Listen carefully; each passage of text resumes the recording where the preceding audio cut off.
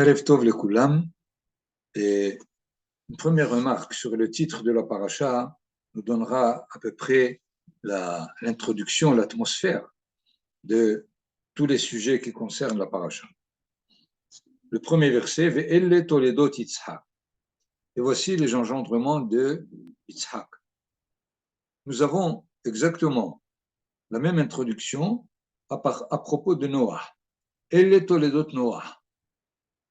Et pourtant, la paracha de Noah s'appelle Noah et la paracha de Yitzhak s'appelle Toledot. C'est les trois mots et les Hachamim ont fixé pour Elle Toledot Noah le nom de la paracha Noah, Noé, et Elle Toledot Yitzhak, au lieu de l'appeler Yitzhak, il l'a appelé Toledot. Quel est finalement l'enseignement de base? C'est que Noah, il est pour lui, tout simplement. C'est pour cela que la paracha se nomme sur lui, alors que Yitzhak est en train de se relier aux engendrements de Abraham, Yitzhak et Yaakov pour essayer d'amener le peuple d'Israël dans l'histoire de l'humanité. Et ceci donc nous amène à comparer, si on peut dire, Yitzhak et Abraham Avinu. Plusieurs points communs sont évidents, puisque les deux se trouvent en face de problèmes familiaux ou de relations publiques. Nous savons combien Abraham Avinu avait des litiges avec sa femme Sarah à propos de Hagar et de Ishmaël. Nous savons les litiges qu'il avait avec Lot, son neveu. Et par ailleurs, il était en Égypte chez le pharaon, il était chez les Pélistim avec Avimelech, le roi, avec lequel il a contracté une alliance à la fin. De la même façon, Yitzhak aussi se retrouvera dans le domaine des Pélistim avec Avimelech, en ayant de façon similaire le même problème par rapport à sa femme, comme Abraham l'a eu par rapport à Sarah. Pourtant, leur attitude, leur façon d'agir dans le même problème est complètement différente. D'une part, on a entendu le fait que Abraham est beaucoup plus berger, alors que Yitzhak Avinu se trouve dans l'agriculture. Vous avez le verset très très connu, Vaizra Yitzhak ba'aretz ha'i, et Yitzhak a ensemencé dans la terre où il était, et de là, déjà, la différence est claire au niveau de leur fonction, de leur façon de se relier à la terre d'Israël. Yitzhak Avinu se relie de façon terrière, si on peut dire. Il est quelqu'un qui produit, qui essaie d'avoir la production de la terre et pas seulement de faire de l'élevage, comme son père. Mais si nous revenons maintenant aux situations communes et de voir finalement un comportement complètement différent. Le premier, c'est que aussi bien Sarah et Rivka étaient stériles. Quelle est la réaction de Sarah et d'Abraham? De prendre Hagar, de prendre une autre possibilité à l'extérieur du couple lui-même. Mais voilà que Yitzhak refuse. 20 ans sont passés et il fait appel évidemment à la prière pour que cette stérilité soit dépassée et qu'ils aient les engendrements nécessaires. Ils ont d'ailleurs tous les deux enfants. D'un côté, Ishmaël et Yitzhak. Yitzhak, lui, il a Yaakov et Esav. Des deux côtés, il y a une tension. Les frères ne s'entendent pas. Quelle est la réaction de l'un et de l'autre? Nous savons qu'elle est complètement différente. il y a aussi la famine. Vous l'avez dans le verset Vayi Ra'av au chapitre 26. Vayi Ra'av ba'aretz millevad Ra'av arishon asher haya bimei Avraham. Nous ne rentrerons pas ici dans la formulation de la Torah, faisant abstraction comme si de la disette qui était du temps d'Abraham, mais du temps de Yitzhak, il y a eu aussi cette famine. Et quelle est la réaction? Alors que lui s'apprêtait à descendre en Égypte, il reçoit au deuxième verset Vayara elav Adonai vayomer al tered mitzrayma. Tu n'as pas à descendre en Égypte, reste là où tu es. Donc nous voyons aussi, et nous avons étudié, cette famine, ce n'est pas la famine au niveau de la nourriture, c'est une famine de la terre qui s'exprimait dans la puissance mondiale qui était l'Égypte. Et pourtant, Yitzhak Avinu ne va pas se retrouver en Égypte, mais il restera dans le pays de Canaan.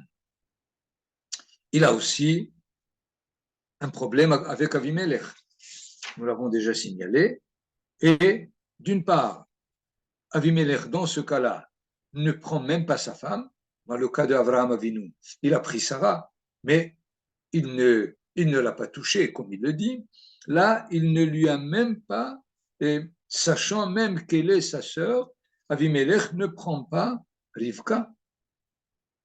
Et à part cette incidence de ce qu'étaient les femmes des patriarches, il a eu beaucoup de querelles, essentiellement à propos des puits que les bergers de Ishaq essayaient de creuser, alors que les Pélishtim, non seulement ils les empêchaient, mais le verset 15 nous dit nous entendons par là que Avraham Avinu a aussi creusé des puits. Et même au prix de ne pas avoir à boire, les Pélishtim ont fermé, bouclé les puits de Abraham, son père, et lui, il va les réouvrir. Et cette réussite fait que Vayomer Avimelech el Yitzhak, Avimelech dit à Yitzhak, Lech me'imanu ki atzamta mimenu meod. Va-t'en, nous ne voulons pas de toi, puisque finalement, il était là celui qui réussissait partout et les autres qui déclinaient dans leur projet. Comment ça se termine? Ils vont plus tard arriver et ils lui diront, et au verset 27, chapitre 26, Vayomer alem Yitzhak madoua batem elai. Mais pourquoi vous êtes venus? Et vous m'avez haï, et vous m'avez renvoyé. Et ils sont obligés de reconnaître, Vayomeru, ils ont dit, Ra'o ra'inu ki haya Adonai imach. Nous sommes là en train de remarquer que Hachem t'accompagne. Et alors, on va essayer de faire la paix. On va annuler tout ce qui s'est passé. Et finalement, verset 30, il aura fait un petit dîner. Ils ont mangé et bu. Le lendemain, ils sont partis. Ils sont partis. N'oublions pas que dans la même situation, Avraham Avinu fait un pacte avec Avimelech et il lui promet qu'il ne fera aucun mal ni à son fils ni à son petit-fils de toutes les générations. Ici, Yitzhak Avinu ne fait aucun pacte. Il leur dit soyons en paix chacun et que chacun garde sa place. Nous voyons là la vigueur, la rigueur de Yitzhak Avinu de ne pas contracter des alliances à tort et à travers. Parce que finalement, l'alliance l'oblige. Et lui, il ne veut pas être obligé de ce qu'est ce Avimelech, le roi de Pélishtim. Et donc, nous voyons que le comportement dans des situations similaires de Yitzhak Avinu est complètement différent de ce qu'était Avraham Avinu. Et de là, nous comprenons que Yitzhak avait devant lui cette, ce projet de faire avancer la généalogie de Abraham pour avoir un Yaakov et pour engendrer. Et c'est pour cela que la paracha s'appelle Toledot. Il n'était pas la continuité de son père en étant le même, mais en étant différent. C'est là la grandeur de Yitzhak Avinu.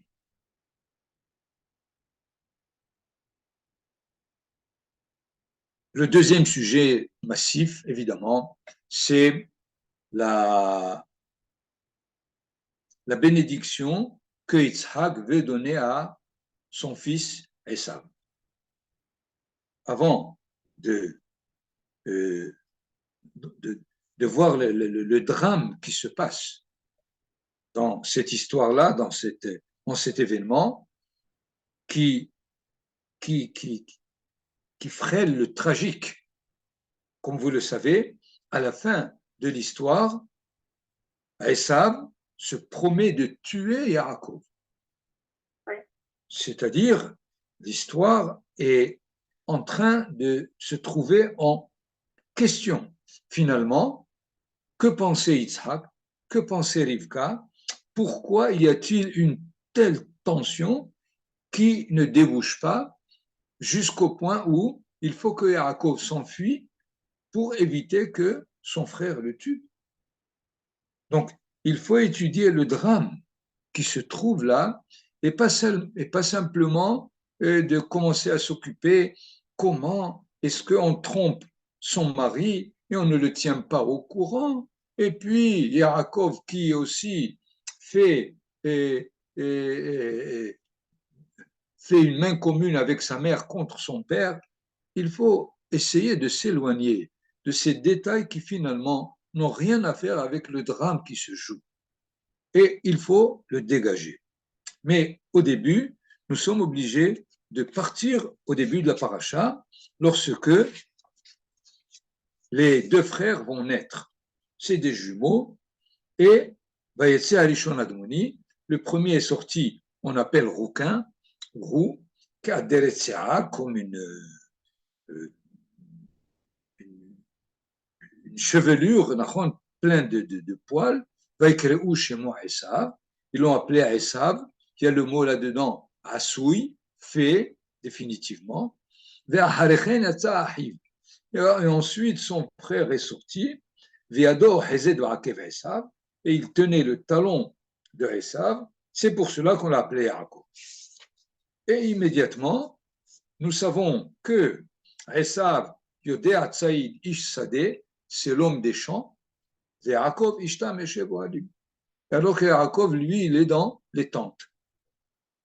Traduction, Esav, c'est l'homme de ce monde, c'est l'homme du monde matériel, il est dans les champs, il s'occupe un peu, si vous voulez, comme parallèle, c'est comme Caïn, qui était lui aussi celui qui s'occupait de la terre, et Yaakov, lui, il est dans les tentes. C'est-à-dire, il est, comme le disent les commentateurs et le Midrash, c'est quelqu'un qui s'occupe du monde spirituel. Il était ou bien dans les tentes de Shem Vaever, ou bien dans les tentes d'Abraham et de Yitzhak. De toutes les façons, c'est l'homme de la spiritualité. Déjà, Rivka, alors qu'elle était enceinte, s'est rendu compte qu'il se querellait, si on peut dire. Elle ne comprenait pas de quoi il s'agit. Elle a dû aller pour savoir et qu'est-ce qui se passe exactement, qu'est-ce qu'il y a dans ses entrailles, alors on lui a annoncé qu'il y a deux, qu'il y a des jumeaux. Il n'y a pas un seul qui se trouve dans cette situation inverse et contraire, mais qu'il y a deux, tels que chacun s'occupe d'une certaine spécialité. Et je répète toujours de se méfier du Midrash qui dit que lorsque elle passait devant les églises, non pas les églises, les, les, les, les temples idolâtres, Esav voulait sortir. Et lorsqu'elle passait devant les synagogues, Yaakov voulait sortir. Il ne s'agit pas d'interpréter ce midrash comme quoi Esav était voué à l'idolâtrie et Yaakov était voué à la religion et à la prière. Les Hachamim veulent nous dire que chacun avait une spécialité. Esav devait s'occuper de ce monde matériel qui est décadent jusqu'à l'idolâtrie et de le sortir de cette idolâtrie. Yaakov devait être le spécialiste de celui qui indique le but de ce monde. C'est-à-dire quelle est la spiritualité que ce monde contient et qu'il faut dégager pour aboutir à ce qu'on appelle le Olam Haba. Ce qui fait, il ne faut pas comprendre que d'emblée, déjà dans le ventre de leur mère, l'un était Racha et l'autre était Tzaddik. Pas du tout. Ils étaient simplement voués à deux mondes complètement différents. Et de là, il y a un choix à faire. Chacun décidera qu'est-ce qu'il va faire de sa spécialité, du bon côté et du mauvais côté. Il se trouve que Esav l'utilise du mauvais côté. Tel que, à l'âge de 15 ans à peu près, on nous raconte que va y avoir Esav Minasadeh, Vehu Ayef, il est arrivé des champs et il était fatigué. Alors, s'il est fatigué, on va dormir. Mais non, il lui dit, donne-moi à manger. Donc, c'est qu'il a faim, il n'est pas fatigué. Il faut qu'il se décide. Il y a bien évidemment cette fatigue, c'est une fatigue psychologique. C'est-à-dire, selon un midrash qui nous dit quelle était la recherche, si on peut dire, de Esav dans sa vie, il demandait à son père, est-ce qu'il faut prélever la dîme du sel? Est-ce qu'il faut prélever la dîme de la paille? Nous savons que la dîme n'est prélevée que des fruits, et ni de la paille, ni du sel. C'est-à-dire comme si Esav voulait trouver la divinité partout. Si on peut dire, il comprenait la divinité comme immanente sans la comprendre comme transcendante. Et recherchant, et dans la conclusion, il voit qu'il n'arrive pas à la trouver partout, il est fatigué de cette recherche qui n'aboutit pas. C'est-à-dire, il n'a pas la capacité de bien réfléchir, de patienter, de voir comment les choses peuvent se passer pour faire la part des choses et de savoir qu'au début, cette terre est donnée à l'homme, c'est à lui de la produire et ensuite, il saura comment la spiritualité se dégage et se développe. Donc, il se trouve déjà dans une situation déséquilibrée et c'est pour cela qu'il dit que donne-moi à manger. Et alors Yaakov, qui a compris sa fatigue, lui dit, donc tu veux renoncer à ton droit d'aînesse. Qu'est-ce que ça veut dire le droit d'aînesse? C'est-à-dire la fonction de l'aîné. Le but qu'il a à mener dans sa vie, d'être l'aîné, ça veut dire d'être le Kohen, d'être le prêtre de la famille. et de s'occuper, de savoir comment s'occuper du monde matériel pour lui donner le contenu spirituel qui est déjà à l'intérieur. Et alors, je vais aller mourir. C'est pas lui qui va, mais le Anochi, qui est ce Anochi? C'est Akadosh Baruch Hu. Anochi Adonai Elohecha, c'est-à-dire la divinité qu'il y a dans le monde est en train de mourir. Et donc, j'ai plus besoin de le droit d'aînesse. Vous comprenez comment il faut maintenant comprendre évidemment, Yaakov se rend compte que Esav veut se débarrasser de sa fonction, alors il lui dit, passe-la moi, donne-la moi.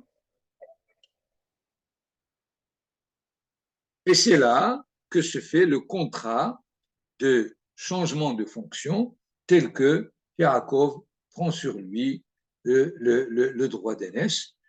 Le texte lui-même lui dit Yaakov Nathan le Esav le Hemozit Adashim. Yaakov a donné à Esav le pain et les lentilles. Vayochal, Vayesh, il a mangé, il a bu. Vayakom, il s'est levé. Vayelach, et il est parti. Vayivez Esav et Abechora. Esav a méprisé le droit d'aînesse. Pas le droit en tant que l'aîné de la famille, mais ce qui l'engage en tant qu'aîné. Puisque nous savons que plus tard, Kadeshli Kol Bechor, les aînés d'Israël, c'est eux qui étaient les prêtres. C'est après avoir été entraînés dans la faute du veau d'or que la fonction du droit d'aînesse leur a été retirée et été donnée à la tribu de Lévi, essentiellement à Aaron, à ses enfants. Donc, c'est là où se trouve finalement cette relation mal, qui débute mal, entre Esav et Yaakov, et de là, nous pouvons comprendre de quoi il s'agit lorsque Yitzhak décide de donner la bénédiction à son fils Esav. Deux versets avant, et il faut bien les lire, puisque au moment où ils vont être là pour recevoir la bénédiction, ou à Esav ou Yaakov, vous savez quel âge ils ont? Je le répète toujours, ce n'est pas des petits gamins qui ont fait bonbonniera, Mishéberach, pas du tout. Ils avaient l'âge de 63 ans. Donc, c'est des adultes, c'est-à-dire aussi bien Rivka et Yitzhak, les parents, ils ont vécu avec eux, ils savent ce qu'ils sont, sans aucun doute. Il ne faut pas croire que Yitzhak Avinu croit que Esav c'est un tzaddik. Pas du tout. D'ailleurs, probablement qu'il sait qu'il n'est plus l'aîné, parce que le premier verset du chapitre 27, Vaikra et Esav Beno Hagadol. Il a appelé Esav Beno, son fils, le grand, pas son fils l'aîné. Il aurait dû dire Beno Abechor. Donc, c'est qu'il était au courant encore que la transaction de droit d'aînesse s'est faite. Ça a été fait à l'âge de 15 ans. Ils ont 63 ans. On a dû savoir ce qui s'est passé. Il n'y a aucun doute. Mais les deux versets d'avant, qui terminent le chapitre 26, Vaïr Esa ben Arbaim Shana. Esav était âgé de 40 ans. Vaikah Isha et Yehudit bat Be'eri Ahiti, Vet Basmat bat Elon Ahiti. Ahiti, c'était le peuple chez qui Abraham Avinu a fait la transaction de la caverne de Hebron. C'était donc des peuples cananéens que Abraham avait interdit à son serviteur Eliezer de faire à ce que Yitzhak prenne femme chez les Cananéens. Et voilà que Esav fait l'inverse. Et le dernier verset, ils étaient énervants de Yitzhak et de Rivka, puisque évidemment, c'était l'idolâtrie introduite dans la maison de Yitzhak et de Rivka. Ce qui fait, Esav est clair, c'est net. Ni Rivka, ni Yitzhak ne le prennent pour un tzaddik. Alors, question, comment Yitzhak veut donner la bénédiction à Esav et pas à Yaakov? Première remarque importante. Abraham Avinu a donné sa bénédiction à Yitzhak. Et Yitzhak devait la faire passer à ses enfants. À qui il va la faire passer? C'est sûr que c'est à Yaakov. Mais ce n'est pas de cette bénédiction que son père lui a passé, qu'il va passer à Yaakov qu'il s'agit dans le chapitre 27. Puisque, après avoir donné la bénédiction à Yaakov, nous avons à la fin de la paracha, il lui donne la bénédiction de ton père, de son père Abraham. Chapitre 28, Vaïkra Yitzhak el Yaakov, Vaïvarech Oto, ואל שדי יברך אותך ויפרך וירבך וייתן לך את ברכת אברהם לך ולזרעך איתך. Il te donnera la bénédiction de Abraham. Donc il a eu des bénédictions, c'est-à-dire la bénédiction qui revient à Yaakov du point de vue d'Abraham, elle lui revenait, aucun doute. Ce n'était pas la question. La question était la bénédiction qui revient à Esav, qui n'était pas la bénédiction qu'il a reçue de son père pour la faire passer à Yaakov. Donc, le problème est très clair. Évidemment, quelle est la tension qui se crée entre Yitzhak et Rivka, étant donné que Yitzhak sait que Esav, c'est l'homme des champs. Ça veut dire l'homme de ce monde. C'est lui qui doit s'occuper du monde matériel, de l'organisation de la société, de tout ce qui concerne la problématique de ce monde matériel. Or, le monde matériel est, si on peut dire, impersonnel. Il n'est pas facile de trouver la bénédiction qu'il y a dans le monde matériel. Et le monde matériel, comme nous le savons, il est indifférent par rapport au monde moral. Mais depuis la création, Akadosh Baruch Hu, avant de quitter ce monde pour le laisser à l'homme, Dieu a mis la bénédiction dans ce monde, mais elle est secrète. C'est à l'homme de dévoiler la bénédiction qu'il y a dans le monde. Et qu'est-ce que veut faire Yitzhak? Il veut enseigner à Esav la bénédiction qu'il y a dans ce monde et qu'il faut qu'il la trouve. Il n'est pas en train de le bénir et de lui dire « Mon fils, tu es gentil, c'est à toi que revient la bénédiction. » Pas du tout. Il veut, étant donné qu'il sait combien la fonction de Esav est tellement difficile, il veut lui apprendre comment dévoiler la bénédiction qu'il y a dans ce monde. C'est normal, non? Quel est le problème? Pourquoi Rivka est en train de se mêler à ce que son mari veut donner à Esav? C'est honnête. C'est que Yitzhak Avinu sait qu'il y a Esav et Yaakov. C'est-à-dire, il voit comme continuité de l'histoire le fait qu'ils travaillent comme frères. L'un apporte le monde matériel, l'autre lui enseigne la spiritualité qu'il y a dans le monde, et comme ça, l'histoire va avancer. Mais ce qu'il ne sait pas, c'est ce que Rivka a entendu lorsqu'elle était enceinte. Qu'est-ce qu'elle a entendu? Shene goyim bevitner, il y a deux nations dans ton sein, il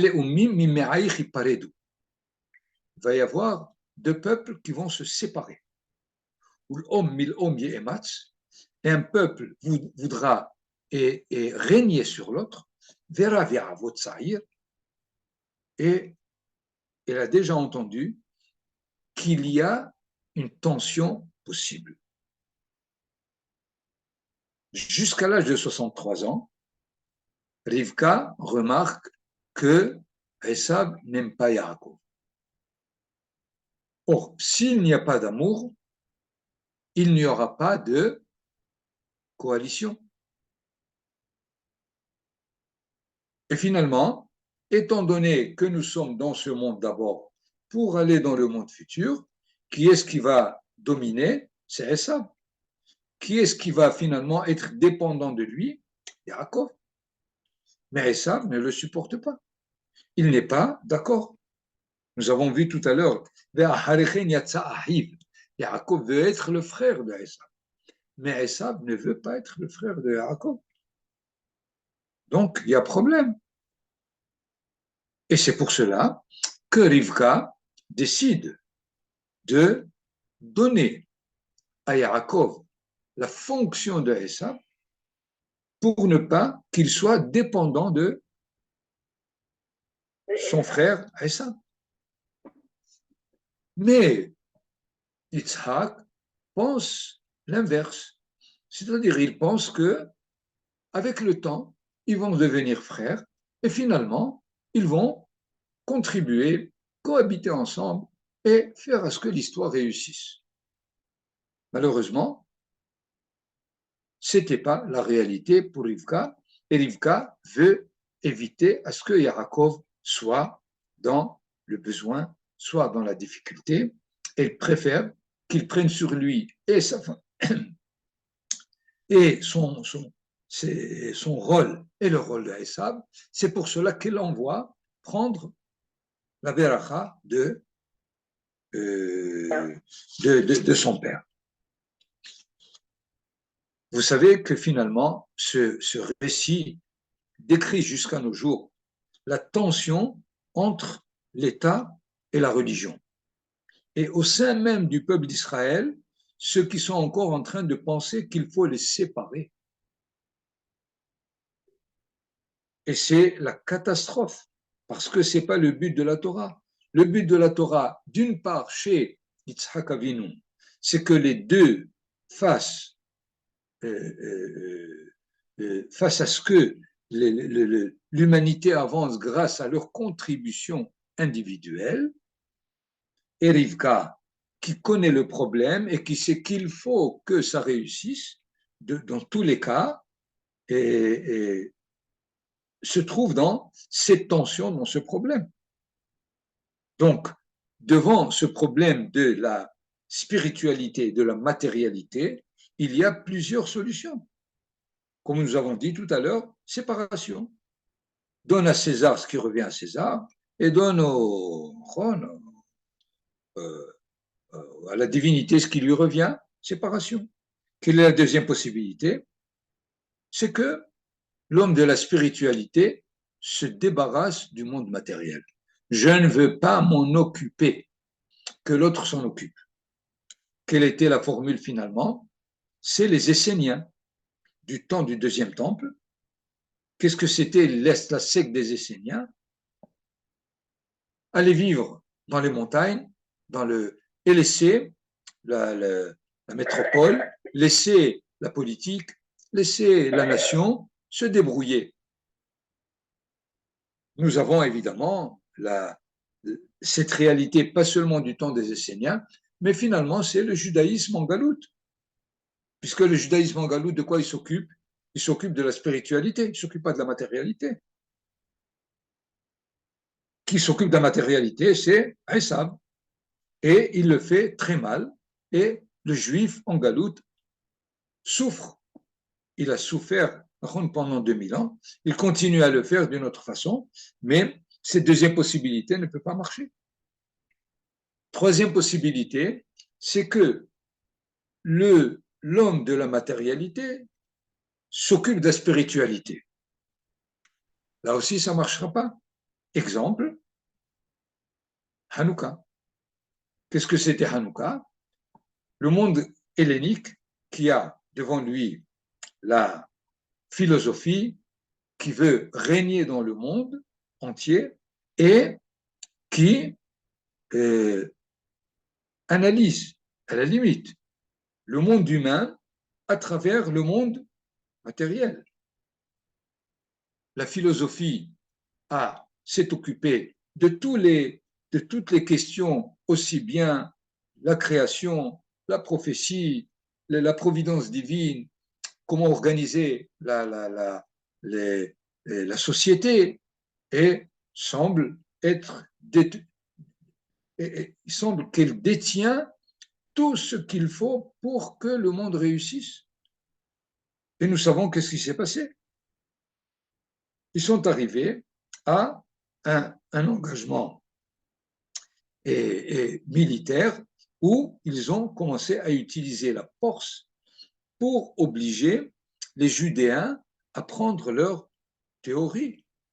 Or, leur philosophie, c'est une philosophie qui est bonne pour le monde matériel, pour la nature, mais elle ne marche pas pour le monde humain.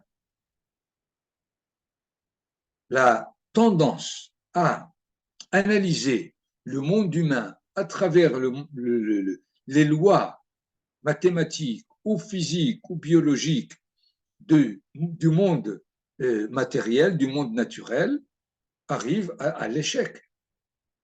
Lorsque on analyse une société à travers les statistiques, c'est la catastrophe. C'est-à-dire que l'humain a perdu sa place totalement. Il n'est qu'objet de calcul, de loi, ce qu'on appelle la probabilité de voir combien d'accidents de route cette année, et malheureusement, ils visent très juste, plus ou moins, mais pourquoi? Parce que ils ont commencé à appliquer les lois du monde matériel sur sur la personne humaine, et c'est ce qui a donné la catastrophe.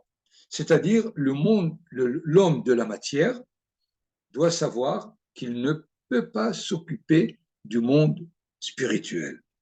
Donc, il reste que la dernière possibilité, c'est que l'homme de la spiritualité s'occupe du monde matériel. Et c'est ce que Rivka va essayer de faire tout ce qu'elle peut afin que Yaakov non seulement s'occupe du monde spirituel et il recevra la bénédiction d'Abraham qui lui était déjà promis, mais elle va lui demander d'être aussi quelqu'un qui s'occupe du monde matériel, et il va faire le stage, évidemment, chez Laban. Il sera Vayavo Yaakov min as-sadeh ba'erev. On a entendu Esav ish sadeh, et voilà qu'on entend Vayavo Yaakov min as-sadeh ba'erev. Il est en train de faire le stage, comment on s'occupe de ce monde. Il sera berger et il fera tout ce qu'il faut pour bien, avant de rencontrer Esav dans la paracha de Vaishla, avant de le rencontrer et de lui dire, je tiens le coup des deux rôles, et donc essayons de faire la paix. Et voici rapidement, je vous ai donné l'analyse de Manitou Zechet Tzadik Livracha de ce problème de Rivka et de Yitzhak, tel que il a abouti au moins jusqu'à la fin de la paracha à une possible tragédie. Et il s'agit de savoir comment Yaakov va essayer de sortir et de laisser le côté dramatique de la situation sans faire de Esav un assassin. Ce que Hevel n'a pas réussi avec Caïn, Yaakov veut le réussir avec Esav. Voilà rapidement, je pense qu'il y a beaucoup de questions ou de remarques. Si vous voulez, je suis là, nous avons encore quelques minutes. Et il faut étudier la paracha mamash presque phrase par phrase pour essayer de comprendre comment Yitzhak change d'avis alors que les choses se développent, puisque quand Essa va venir, il lui dit Mi ha'ish hatzatzayid vayaveli vaochal mikol beterem tavo. Il y a quelqu'un qui est venu et qui m'a apporté ce qu'il a préparé, et j'ai mangé de tout, beterem tavo, avant que tu ne viennes, va avarechehu, et je l'ai béni, gambaruchihie. Comme si immédiatement, Yitzhak Avinu s'est rendu compte, à travers tout ce qui s'est passé, que la bracha revient à Yaakov, puisqu'il dit Gam Baruch Lié, il sera béni, je signe moi-même. Et de là, le verset d'après, Esav a compris ce qui s'est passé, Vaïtzaak Tseaka Gedola Umara Admeod. Il a crié un cri grand, amer, jusqu'au bout. Et il s'est rendu compte qu'il a choisi de telle façon à ce que la bracha qui lui revient ne lui revient pas. Il faut analyser quand même la bracha que va lui donner son père, qui est presque une insulte. Parce que il lui dit Ve'al harbecha tihye, et tu vivras sur ton épée. C'est-à-dire, il lui dit, tu vas probablement devenir un assassin. Il faut bien comprendre le tragique qu'il y a dans ce problème-là, comment Rivka et Yitzhak essayent de le résoudre, et ils ne l'ont pas tellement résolu. Mais ils expriment pour toutes les générations la problématique de la relation entre le monde matériel et le monde spirituel qui est proposé à Esav et à Yaakov, et qu'il faut que les générations qui viennent essayent de le résoudre à la lumière de la paracha.